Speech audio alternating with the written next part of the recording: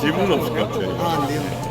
네. 아예 그 지적을 한 그 포인트 자체가 잘못됐다. 아니, 지네는 학력이나 지역이나 뭐 이런 걸로 막 차등을 두면서, 아니 왜 외국인이랑 자국민은 차등 둘 수도 있지 왜 안 되냐. 여러분 대선 토론 어떻게 보셨어요? 23일에 했던 2차 토론이 사회 분야였잖아요. 넌 도덕적 딜레마면서 무슨 정치를 가져왔냐 라고 말씀하실 수도 있지만 요 안에 굉장히 또 도덕적 딜레마에 관련된 내용이 하나 있거든요. 그래서 그걸 한번 같이 살펴보려고 해요. 한번 보시죠. 이준석 후보가 굉장히 흥미롭고 좀 논란이 될 만한 그런 공약을 하나 가져왔어요. 어떤 거냐면, 일단 최저임금 관련된 공약이 두 개가 있거든요. 첫 번째가 이거 지역 간 생활비나 인건비 격차를 좀 고려해서 지방자치단체의 자율성을 강화하겠다, 이런 게 있고, 두 번째가 중국이나 베트남에 있는 공장들을 다시 한국으로 돌아오게끔 리쇼어링 하게끔 만들려고 하는데, 어떻게 할 거냐면, 그냥 오라고 하면 안 오잖아요 사실 공장들한테. 아니 값싼 중국이나 베트남 이런 공장들 그런 값싼 인건비가 있는데 굳이 한국에 올 이유가 없지 라고 생각을 할 거잖아요, 그 기업들 입장에서는. 그래서 그거에 대한 대책으로 외국인 노동자 임금 차등 적용,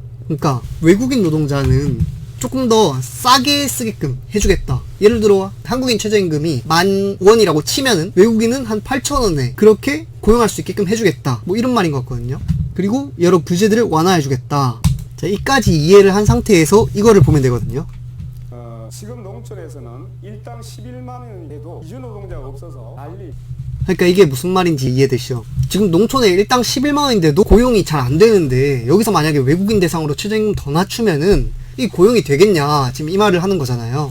것이 전 이해가 가지 않는 것이, 최저임금이라는 것은 임금의 최저선을 얘기하는 겁니다. 네, 맞습니다. 말 그대로 최저임금을 낮춘다고 해가지고 안 오던 사람이 온다? 그런 것도 아닙니다. 그렇기 때문에 무엇을 지적하려고 하는지가 우선 논리적으로 맞지 않거든요. 지금 이 말을 왜 하는 거냐면, 아까 농촌 형식에 안 맞는 그런 거라고 지적을 했잖아요. 일당을 높여도 사람들이 안 오니까. 근데 일당을 높여도 안 오는데 최저임금을 낮추는 게 말이 되냐, 이렇게 권영국 후보가 말했었잖아요. 지금 이준석 후보가 근데 그건 논리적으로 맞지 않는 지적이라고 한 게, 아니 일당을 그러면 더 높이는 쪽으로 경쟁을 해야지, 낮추는 건 상관이 없다니까. 최저임금을 낮추는 건 그거는 다른 그 고용이 잘 안 되는, 그거는 이제 단순 노동 같이 임금을 좀 낮춰도 노동자가 오는 그런 업종을 말하는 것 같아요. 그래서 아예 그 지적을 한 그 포인트 자체가 잘못됐다라고 말하는 것 같아요, 이준석 후보가. 그래서 권영국 후보가 어떻게 했냐, 이 최저임금을 외국인이랑 자국민에 대해서 차등하게 적용한 그런 경우가 있었냐, 이렇게 물어보거든요.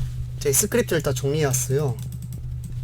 최저임금을 다르게 적용한 나라가 있습니까? 미국, 제가 말씀드리지 않았습니까? 아, 미국이 최저임금을 다르게 설정했구나. 지금 외국인이랑 자국민 최저임금을 다르게 설정한 나라가 있냐, 이렇게 서로 얘기를 나누고 있잖아요. 그래서 저도 최저임금 관련된 걸 자료를 한번 찾아봤어요. 최저임금위원회라는 곳에서 주요 국가의 최저임금 제도 보고서라는 게 있거든요. 아, 이게 2024년 8월에 나온 거니까 2025년 거는 아직 안 나왔겠죠. 그래서 이거를 한번 딱 봤는데 거의 한 500페이지 되거든요. 그래서 이제 핵심적인 최저임금 관련된 거, 국가별로 나눠진 거, 그것만 따로 정리해서 제가 OECD 관련된 것만 다 정리해서 왔어요. 제가 이 자료를 살펴보다가 굉장히 흥미로운 걸 발견했어요. 폴란드인데, 폴란드의 최저임금 적용 대상이, 그러니까 체류 허가가 되어 있고 노동비자를 소지하며 정식 근로계약서를 토대로 근무하는 외국인에게도 내국인과 동일한 노동법 적용.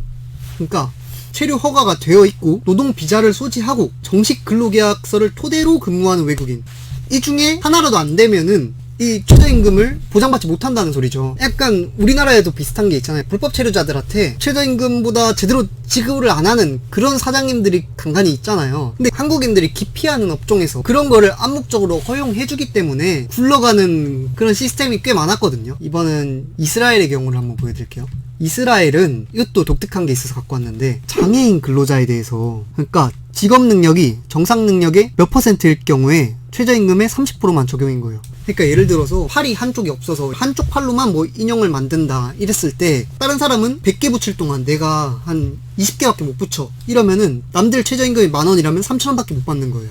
그런 식으로 장애인 근로자에 대해서 차등 적용을 하거든요. 어떤 나라는 불법 체류자에 대해서 최저임금을 좀 열어두고, 어떤 국가는 장애인 근로자에 대해서 작업 능력이 떨어지면은 더 낮춰주고, 그런 식으로 국가별로 좀 중요시 여기는 포인트들이 다른 것 같아요. 지금 이준석 후보는 자국민이랑 외국인이랑 최저임금을 다르게 설정하자. 근데 지금까지 제가 찾아본 바로는 그런 경우가 없었어요. 여기서 좀 리스크가 있는 게 뭐냐면 국제적으로 그러니까 자국민이랑 외국인이랑 차별을 지금까지는 안 두는 게 어떻게 보면은 관례였던 것 같아요. 외국인 차별 같은 느낌이니까 국가별로 중요시 여기는 가치가 완전 다르구나, 최저임금에 대해서. 그러면 우리나라는 어떤 기준에 따라서 이렇게 최저임금을 나눠야 될까? 최저임금을 차등해야 될까? 보면은 최저임금을 적용하는 기준이 굉장히 다르잖아요. 직종별로 다른 그리스도 있고, 업종별로 다른 곳도 있고, 벨기에 같은.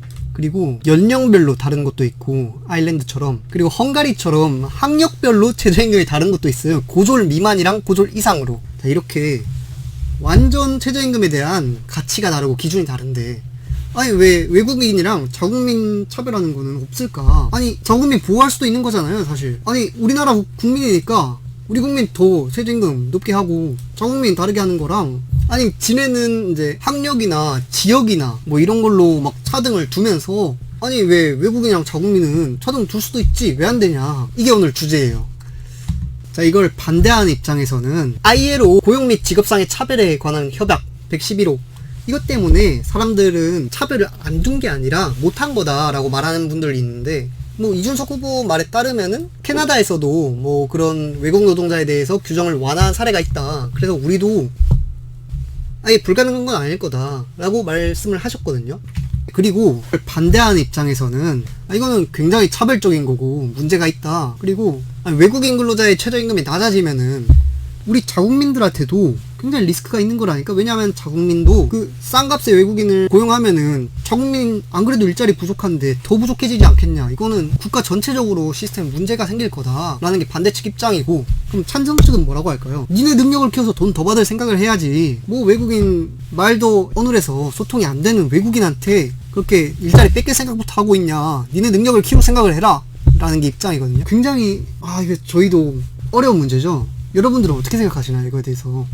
저도 이게 이준석 후보의 반대측 입장에 대해서 어떻게 답변하실까 너무 궁금해서 직접 유세에 찾아갔거든요. 그래서 질문을 드리려고 찾아갔는데 사람 엄청 많더라고요. 그래서 줄 서서 일단 사진 한번 찍으면서 한번 여쭤봤어요. 이따가 질문 받는 시간 있나요, 혹시? 질문은 없을 것 같아요. 안 돼요. 네. 감사합니다. 감사합니다. 네, 질문 안 받는다고 하시더라고요. 그날은 그 유세에선 하필 또 질문 안 받아서